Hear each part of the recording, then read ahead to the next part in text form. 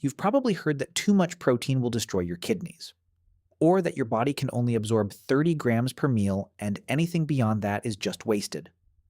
Both of those claims are either flatly wrong or so badly misunderstood they've become myths. By the end of this, you'll know exactly where the real upper limit sits, and whether you actually need to worry about it. So here's what the evidence actually says. And it's probably not what you expected. The sports nutrition consensus puts the well-studied safe range at roughly 1.4 to 2 grams of protein per kilogram of body weight per day for active adults. That's the figure the International Society of Sports Nutrition has stood behind across multiple position statements. And it's not a ceiling. It's the range where benefits are documented and no harm appears. Research on resistance-trained individuals has even looked at intakes above 3 grams per kilogram per day and found no signs of damage in people with healthy kidneys. That's more than triple what most people actually eat. The kidney myth deserves a clean kill here. High protein intake does increase the workload on your kidneys. That part is real. But in healthy kidneys, that's adaptation, not damage. The same way your heart working harder during a run isn't heart disease. The concern is legitimate only when there's pre-existing kidney disease, because compromised kidneys genuinely struggle to handle the extra load. For healthy adults, the evidence simply does not support the claim that eating more protein harms your kidneys. So if the ceiling isn't 2 grams per kilogram, where is it?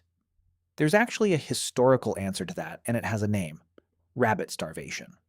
Also called protein poisoning, it's what happens when protein makes up nearly all of your calories with almost no fat or carbohydrates alongside it. Frontier trappers and Arctic explorers documented it, eating nothing but extremely lean meat, feeling full and still deteriorating. The problem wasn't the protein volume alone, it was the near total absence of fat and carbs, which left the liver overwhelmed processing ammonia it couldn't clear fast enough. On any normal diet, one with vegetables, fats, and mixed meals, you are essentially structurally incapable of hitting that threshold. The real ceiling is a proportion problem, not a gram problem. Which raises a different question entirely. If the danger zone is that far out of reach, why do some people genuinely feel worse when they push their protein up? That's where things get more interesting. Quick question before we go further. Given that rabbit starvation only kicks in when protein makes up nearly all of your calories, do you think most high-protein dieters are actually anywhere close to that threshold? Drop your answer in the comments below.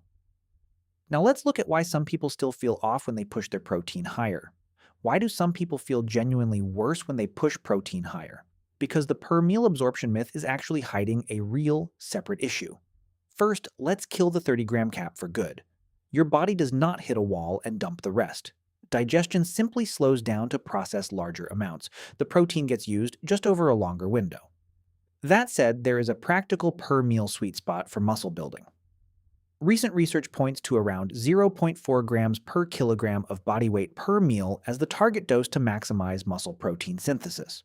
So if you weigh 80 kilograms, that's roughly 32 grams per meal, not because your body stops absorbing above that, but because that's where the muscle building signal is effectively triggered. Eating more isn't wasted, it's just not adding more muscle signal on top. Here's where the real discomfort comes from. When protein dominates your plate, something else gets crowded out, usually fiber and fat. Less fiber means your gut slows down and bloating kicks in. Less fat means fat-soluble vitamins like A, D, E, and K have no vehicle to be absorbed.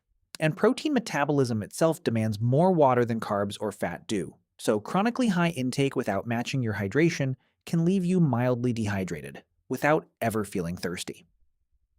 There is one genuine exception, and it matters.